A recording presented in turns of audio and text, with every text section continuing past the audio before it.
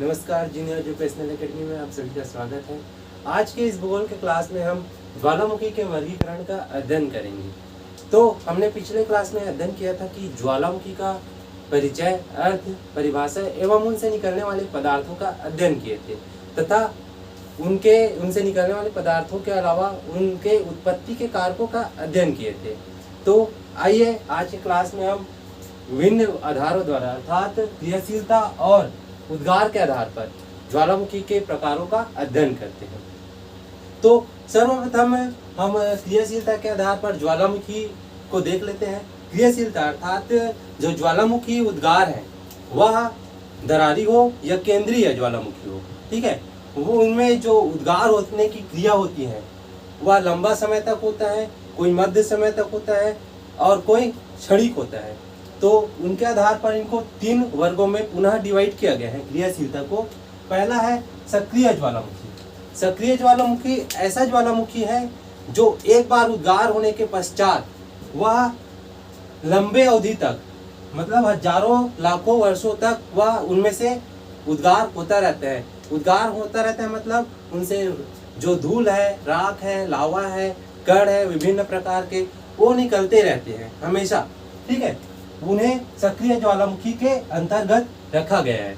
उनके प्रमुख उदाहरण के रूप में हम देख सकते हैं हवाई द्वीप में जो मोना लोआ है और मोनाकी है, और जो भूमध्य सागर में स्ट्रोम्बोली ज्वालामुखी है, ठीक है। यह सक्रिय ज्वालामुखी के उदाहरण है।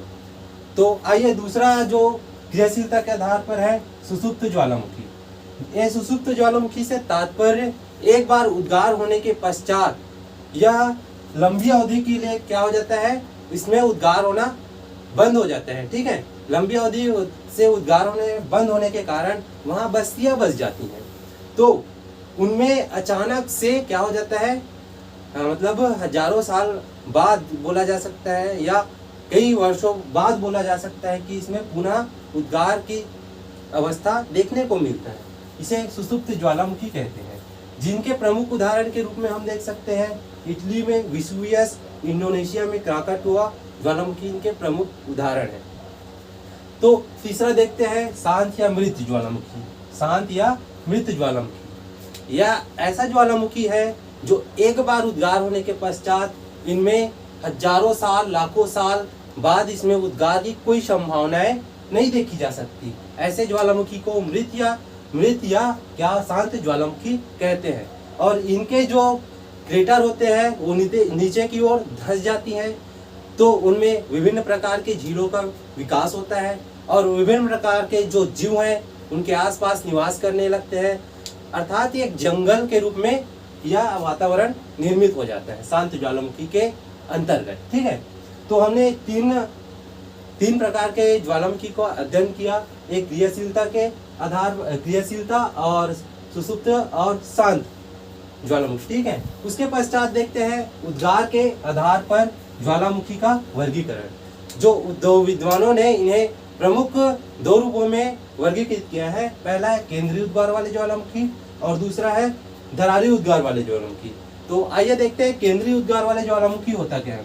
केंद्रीय उद्गार वाले ज्वालामुखी तात्पर्य ऐसे ज्वालामुखी जो किसी छिद्र या नली के माध्यम से धरातल पर मैग्मा का लावा के रूप में प्रवाहित होने की क्रियाविधि को केंद्रीय उद्गार वाले ज्वालामुखी कहते हैं। दरारी ऐसा ज्वालामुखी जो मैग्मा या लावा धरातल पर तरल अवस्था में एवं शांत एक दरार के रूप में दरार के माध्यम से धरातल पर प्रवाहित होने वाली क्रिया को दरारी उद्गार वाले ज्वालामुखी के अंतर्गत रखा गया है, ठीक है। ये तो क्लियर हो गया। उसके पश्चात देखते हैं हम जो उद्गार के आधार पर 2 वर्गों में डिवाइड किए, केंद्रीय और दरारी। तो केंद्रीय उद्गार वाले ज्वालामुखी को पुनः 5 वर्गों में विद्वानों ने डिवाइड किया है। तो उनको हम इस प्रकार देखेंगे: हवाई तुल्य ज्वालामुखी, स्ट्रोम्बोलिया तुल्य ज्वालामुखी, विषुवत तुल्य ज्वालामुखी और वल्केनियन तुल्य ज्वालामुखी और पिलियन तुल्य ज्वालामुखी। आइए इनको हम डायग्राम के माध्यम से समझते हैं। आइए केंद्रीय उद्गार वाले ज्वालामुखी के अंतर्गत हम हवाई तुल्य ज्वालामुखी का अध्ययन करते हैं। तो हवाई तुल्य ज्वालामुखी वह ज्वालामुखी है जिसके अंतर्गत विस्फोट है वह अत्यंत शांत रूप से होता है। और विस्फोट शांत रूप होने के कारण यह है कि इसमें जो जल वाष्प की मात्रा है वह नहीं होती, कम मात्रा में पाई जाती है, जो कि लावा के साथ जल वाष्प अलग हो जाती है। कारण क्या है, जो लावा होता है अत्यंत तरल होता है, इसमें बेसाल्ट की मात्रा अधिक होती है तथा सिलिका की मात्रा कम पाई जाती है, इसी कारण यह लावा तरल होता है। और यह जो कि हवाई द्वीप पर इस प्रकार के ज्वालामुखी पाए जाने के कारण इसे हवाई तुल्य ज्वालामुखी के अंतर्गत शामिल किया गया है। ठीक है, नेक्स्ट देखते हैं हम लोग स्ट्रोम्बोलियन तुल्य ज्वालामुखी। स्ट्रोम्बोलियन तुल्य ज्वालामुखी में जो उद्गार है वो कभी कभी विस्फोटक रूप से देखने को मिलता है। ठीक है, और इसमें प्राय जो लावा होता है वो हवाई द्वीप में जो लावा होता है तरल, उससे अधिक गाढ़ा होता है और इसमें अधिक मात्रा में तो गैस जल वाष्प नहीं पाई जाती, लेकिन इसके जो शीर्ष में क्रेटर में जो धूल कण मतलब कण पत्थरों का जो कण होता है वह आकर वापस इसमें गिर जाने के कारण लंबी अवधि तक बंद हो जाती है और जो अंदर में जल वाष्प होती है उनमें वृद्धि हो जाती है। इसी कारण यह विस्फोटक रूप से विस्फोट करती है और शिलाखंडों को उद्भेदित करती है और इसमें जो लावा होती है आसपास के क्षेत्रों में गिर जाती है। और एक बात और है, इसमें शिलाखंड अधिक निकलने के कारण कभी अपने क्रेटर में ही गिर जाती है तो कभी आसपास के क्षेत्रों में गिर जाती है, जिससे लावा का जो बहाव होता है वह थम जाता है और यह शंकुओं का निर्माण करता जाता है। ठीक है, अब देखो इसे स्ट्रोम्बोलियन तुल्य ज्वालामुखी बोलने का कारण यह है कि जो भूमध्य सागर है, इक्वेटर लाइन, उसके सिसिली द्वीप पर इस प्रकार के ज्वालामुखी पाए जाने के कारण इसे स्ट्रोम्बोलियन तुल्य ज्वालामुखी के अंतर्गत रखा गया है। नेक्स्ट देखते हैं हम लोग वेसुवियस तुल्य ज्वालामुखी। ठीक है, वेसुवियस तुल्य ज्वालामुखी के अंतर्गत हम देखेंगे कि इसमें जो उद्गार होता है भारी विस्फोट के कारण, विस्फोटक के साथ होता है, कारण इसमें जल वाष्प की मात्रा क्या होती है, अधिक होती है। लावा जो होती है अत्यंत चिपचिपा एवं गाढ़ा रूप में पाया जाता है। ठीक है, तो आइए देखते हैं कैसे इसमें अत्यधिक मात्रा में विस्फोट होता है। जैसे कि गाढ़ा एवं चिपचिपा लावा का उद्भेदन यहाँ पास क्रेटर में जम जाने के कारण, चट्टान के रूप में जम जाने के कारण, जल वाष्पों में अधिक दबाव के कारण यहाँ पास जो चट्टान होती है उसके दबाव में कमी हो जाती है। ठीक है, तो यह तोड़कर भारी मात्रा में विस्फोटक रूप से उद्भेदन करता है। वेसुवियस जो ज्वालामुखी है वह यूनान में 79 ईस्वी में वेसुवियस स्थान पर उद्गार हुआ था सर्वप्रथम। ठीक है, तो इनका जो अध्ययन है प्लिनी महोदय ने सर्वप्रथम इनका पर्यवेक्षण किया था, इसी कारण इसे प्लिनियन तुल्य ज्वालामुखी के नाम से भी जाना जाता है, प्लिनियन। ठीक है, ये वाला प्लिनियन अलग है। ठीक है, और ये प्लिनियन तुल्य ज्वालामुखी इसी के अंतर्गत आता है। वेसुवियस तुल्य ज्वालामुखी के पश्चात हम वल्केनियन तुल्य ज्वालामुखी का अध्ययन करेंगे। जो वल्केनियन तुल्य ज्वालामुखी है वह वेसुवियस तुल्य ज्वालामुखी से अत्यंत भयंकर उद्गार वाले ज्वालामुखी होते हैं, जो कि इसमें लावा लसदार रूप में पाया जाता है। और जो लावा है लसदार रूप में पाए जाने के कारण इसके जो नली में होती हैं क्या, चट्टानें जम जाती हैं और चट्टानें जम जाने के कारण जो अंदर में मैग्मा एवं जल वाष्प के भारी दबाव के कारण वृहद मात्रा में क्या होता है, इसमें उद्भेदन होता है। और वृहद मात्रा में उद्भेदन होने के कारण जो इनकी से निकलने वाले धूल है, राख है, कण है और विभिन्न प्रकार के जो लावा है वह बादल में क्या हो जाता है, छा जाता है और किस आकार पे दिखाई देता है, गोभी का जो फूल होता है ना उसी आकार पर क्या दिखाई देता है। ठीक है, और जो धूल होता है, राख होता है, वह वर्षा के रूप में जो धरातल पर गिरता है ना तो राख का जो दलदल बन जाता है, मतलब राख का दलदल के रूप में क्या होता है, इनका वर्षा होता है। और यह जो ज्वालामुखी है भूमध्य सागर के लिपेरी द्वीप समूह के अंतर्गत पाया जाता है, इसी कारण इसको हम लोग क्या कहते हैं, वल्केनियन तुल्य ज्वालामुखी के अंतर्गत कहते हैं।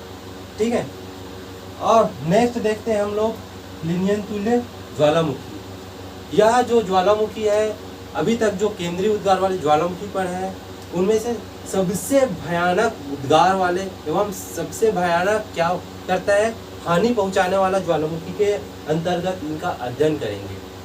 तो देखिए ये सभी ज्वालामुखी से सर्वश्रेष्ठ जो ज्वालामुखी है वह प्लिनियन तुल्य ज्वालामुखी है। प्लिनियन तुल्य ज्वालामुखी है, उनका एक उदाहरण देख लेते हैं हम लोग। जो विश्व प्रसिद्ध 1883 में जो क्राकाटोआ द्वीप है, ठीक है, क्राकाटोआ द्वीप जावा द्वीप के निकट उनका जो यहाँ पर जो ज्वालामुखी उद्गार हुआ 1883 में, ठीक है, तो इनका जो उद्गार के कारण 1/3 हिस्सा इस द्वीप का, क्राकाटोआ का 1/3 हिस्सा क्या होगा, उड़ गया उद्भेदन के कारण। तो जो इनका उद्भेदन हुआ तो 80 किलोमीटर ऊंचाई तक जो इनके राख है, धूल है, कण है, वो छा गया बादल में, ठीक है, 80 किलोमीटर की ऊंचाई तक। और जो सागर तल है उसके आसपास के सुमात्रा और क्या जावा जो ये तट है उनके आसपास के जो लहर उठे 37 मीटर ऊंची जो लहरें उठी, उनसे प्रभावित कितने लोग हुए, 36,000 व्यक्ति जो है मारे गए। इतना भयानक था। आजकल तो जो हम देखते हैं ना कि कोई फंक्शन होता है तो आसपास में जो रेडिया बजते हैं, मतलब जो टेंट हाउस होता है, उनका आवाज 7 किलोमीटर के अंदर तक नहीं आ पाता। तो देखिए सोचो, इतना 4800 किलोमीटर तक की इनकी आवाज, उद्भेदन का आवाज आया। इतना खतरनाक है प्लिनियन तुल्य ज्वालामुखी। तो इससे निष्कर्ष निकलता है कि हमने आज अध्ययन किया क्रियाशीलता के आधार पर, जो कि सक्रिय ज्वालामुखी और शांत ज्वालामुखी और सुषुप्त ज्वालामुखी, 3 प्रकार के। उसके पश्चात उद्गार के आधार पर हम लोगों ने उन्हें पुनः 2 वर्गों में डिवाइड किया, केंद्रीय उद्गार वाले ज्वालामुखी और दरारी उद्गार वाले ज्वालामुखी। उनके पश्चात हम लोगों ने केंद्रीय उद्गार वाले ज्वालामुखी को पुनः 5 वर्गों में डिवाइड किए। एक है हवाई तुल्य ज्वालामुखी, दूसरा है स्ट्रोम्बोलियन तुल्य ज्वालामुखी, तीसरा है विसुवियस तुल्य ज्वालामुखी, चौथा है अपना विसुवियस तुल्य ज्वालामुखी के पश्चात है हमारा वोल्केनियन ज्वालामुखी, और 5वां है प्लिनियन तुल्य ज्वालामुखी, जो कि सबसे खतरनाक ज्वालामुखी है। इनसे स्पष्ट है कि इसमें जो उद्गार है शांत रूप से होता है, इसमें कुछ उद्गार होता है, और इसमें विसुवियस तुल्य में विस्फोटक रूप में उद्गार होता है। और इससे खतरनाक क्या है, वोल्केनियन ज्वालामुखी है, जो वृहद मात्रा में उद्भेदन करता है। और 5वां जो है प्लिनियन तुल्य, ये सबसे विनाशकारी उद्भेदन वाला ज्वालामुखी है।